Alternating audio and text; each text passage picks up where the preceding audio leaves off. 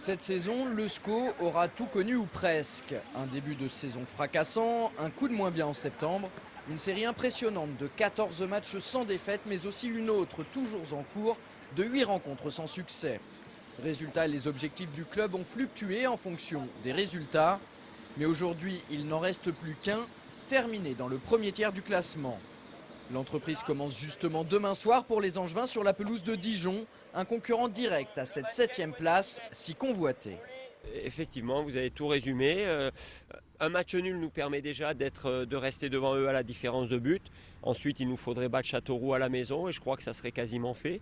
Maintenant, si on pouvait parvenir à battre cette équipe de Dijon, ça serait l'idéal parce que là, on se mettrait vraiment dans une position parfaite pour pouvoir atteindre cet objectif qui était le meilleur de nos objectifs de début de saison, c'est-à-dire finir dans le premier tiers de ce championnat.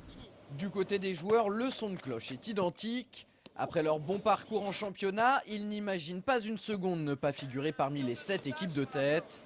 Pour eux, cette place serait tout simplement une juste récompense. En début de saison, les objectifs étaient de faire mieux que l'année dernière, donc d'être dans le premier tiers. Et c'est des objectifs qui auraient dû être atteints depuis longtemps. Malheureusement, les matchs n'ont pas été comme on a voulu sur ces derniers temps. Donc on a perdu non seulement la lutte pour la montée et en plus les places qui étaient juste derrière. Donc à nous de reconquérir ces places sur les 3 derniers matchs, en sachant que ça va être 3 matchs très difficiles à jouer.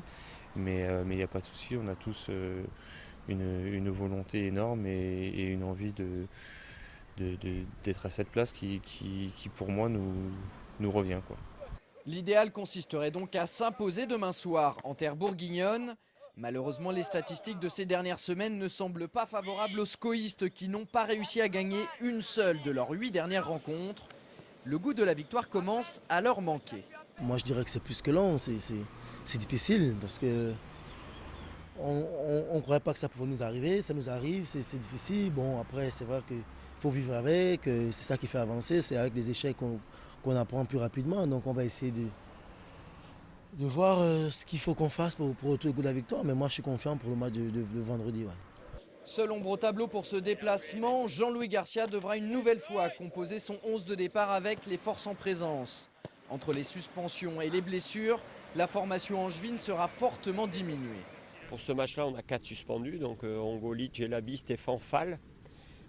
Donc 4 joueurs à vocation défensive. Se rajoutent à ça les blessures de Joss et Kuelemanga. Donc voilà, c'est pour ça qu'on ménage un petit peu des garçons comme Ted Lavie, que l'on fait jouer avec un petit pépin physique, mais qui est très courageux, qui est exemplaire dans son comportement. Et puis après, c'est vrai qu'on risque d'avoir un banc de touche plutôt très offensif ce week-end, parce que dans l'effectif, il nous reste plus de joueurs à potentiel offensif.